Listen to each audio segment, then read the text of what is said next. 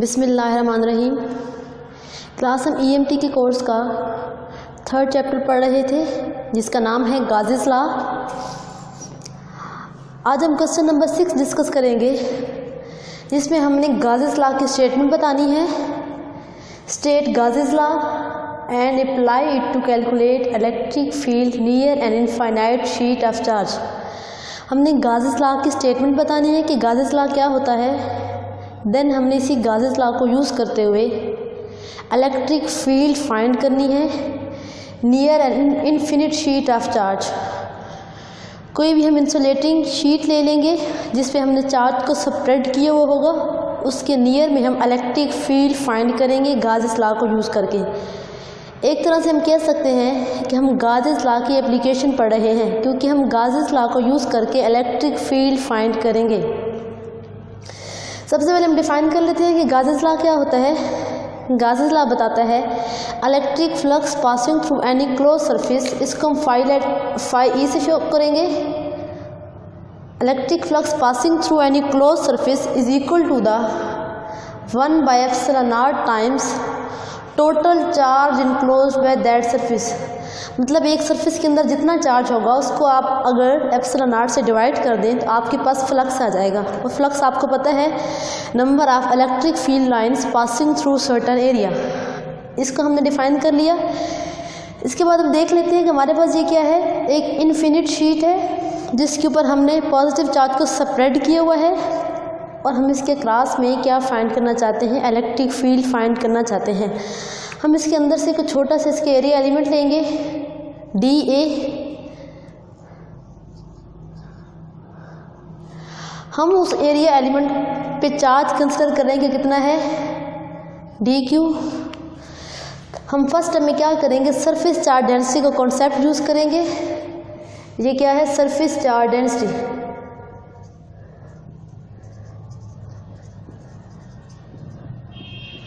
Sigma is equal to DQ/DA।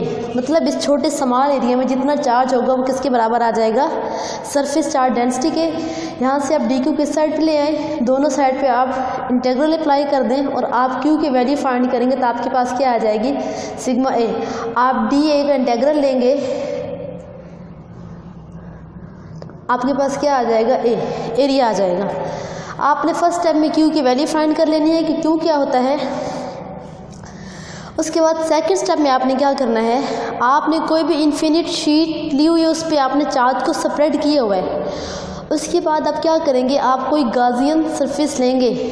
गाज़ियन surface जो होती है बच्चों, जब भी हमने गाज़ीज़ लॉ को अप्लाई करना है हमने गाज़ियन सरफेस कंसिडर करनी होती है। गाज़ियन सरफेस जो होती है इमेजिनरी आर्बिट्रेरी कोई भी शेप होती है, वो इस तरह की होनी चाहिए कि वो इस चार्ज एरिया में से गुजर रही हो, वो इस एरिया में से लाजमी पास हो जिसके अंदर जिस पे चार्ज मौजूद है।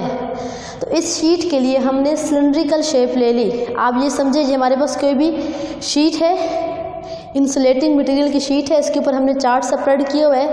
ये एक सिलेंडर हुआ गाज़ियन सरफेस है जो कि हम इसके अंदर से पास करेंगे और इस गाज़ियन सरफेस के क्रॉस हम क्या फाइंड करेंगे, फ्लक्स फाइंड करेंगे। इसकी एक अपर सरफेस है जिसको हम क्या बोलेंगे, टॉप कैप्ड सरफेस। एक लोअर सरफेस है, आप इस मार्कर को एज गाज़ियन सरफेस ले सकते हैं। तो इसको आप बॉटम टॉप कैप्ड सरफेस भी कह सकते हैं। तीसरी सरफेस इसकी कर्व्ड सरफेस होगी, कर्व्ड फॉर्म में जो इसकी सरफेस होगी उसको हम क्या कहेंगे, कर्व्ड सरफेस। अब हम इन तीनों सरफेस में से क्या फाइंड करेंगे, इलेक्ट्रिक फ्लक्स फाइंड करेंगे। अब आपको पता है पॉजिटिव चार्ज है तो पॉजिटिव चार्ज की वजह से इलेक्ट्रिक फील्ड हमेशा आउटवर्ड होती है। इलेक्ट्रिक फील्ड की डायरेक्शन इस तरह से होगी।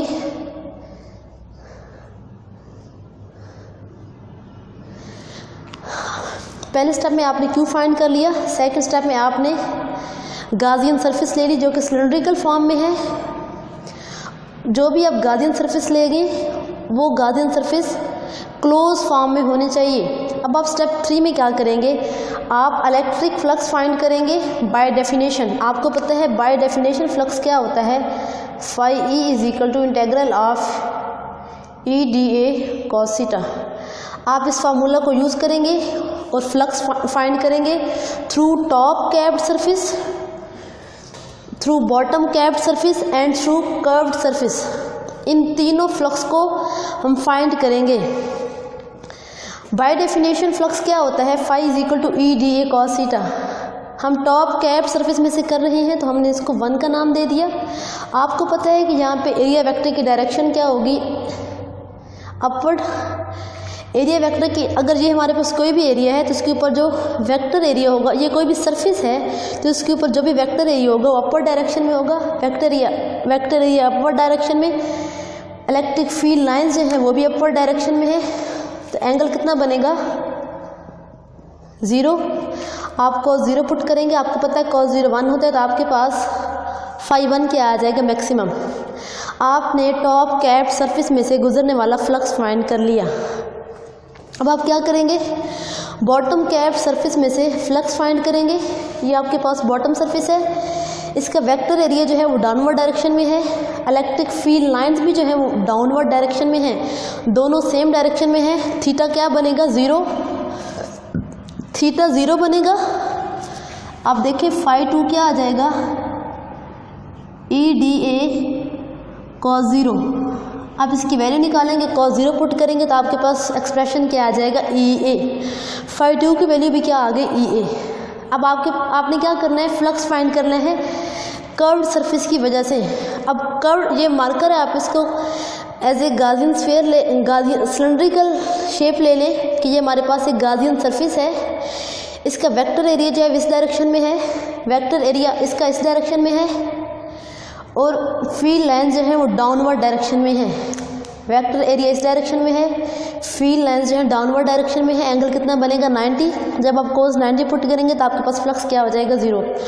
आपने 3 तरह के फ्लक्स फाइंड किए, एक टॉप में से गुजरने वाला फ्लक्स, बॉटम में से गुजरने वाला flux and through curved surface आपने फ्लक्स फाइंड कर लिया। आप इन तीनों फ्लक्स को ऐड करेंगे तो आपके पास एक्सप्रेशन क्या आ जाएगा 2EA। थर्ड सरफेस की वजह से क्या हो गया हमारे पास फ्लक्स 0। इसको मैंने इक्वेशन नंबर 1 का नाम दे दिया कि आपके पास टोटल फ्लक्स क्या आ रहा है 2EA। ई से मुराद इलेक्ट्रिक फील्ड है और ए से मुराद क्या है एरिया। पहले हमने फ्लक्स को डिफाइन किया डेफिनेशन को यूज़ करते हुए, अब हम फ्लक्स को डिफाइन करेंगे using Gauss's law. Gauss's law के अकॉर्डिंग फ्लक्स क्या होता है, phi E is equal to Q by epsilon naught. Phi E is equal to Q by epsilon naught. अब आप क्या करेंगे, इसको मैंने इक्वेशन नंबर 2 का नाम दिया। आप इन दोनों इक्वेशन को क्या करेंगे, कंपेयर करेंगे, क्योंकि दोनों की लेफ्ट हैंड साइड आपस में क्या है इक्वल है, तो राइट हैंड साइड भी आपस में इक्वल हो जाएंगी।